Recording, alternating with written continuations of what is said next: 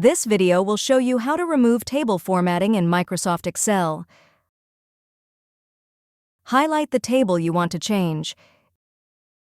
In the Home tab, click Format as Table. A drop-down menu will open. Click Clear. This will be at the bottom of the drop-down menu. On some devices, you can find the Clear icon in the Editing section. This looks like a pink eraser icon.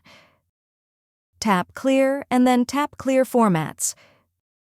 The table's formatting will be removed. If you want to remove the entire table rather than just the style, you can convert the table into a range of data. Highlight the table.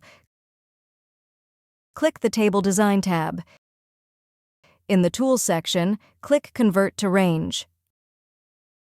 Click Yes. The table will be converted.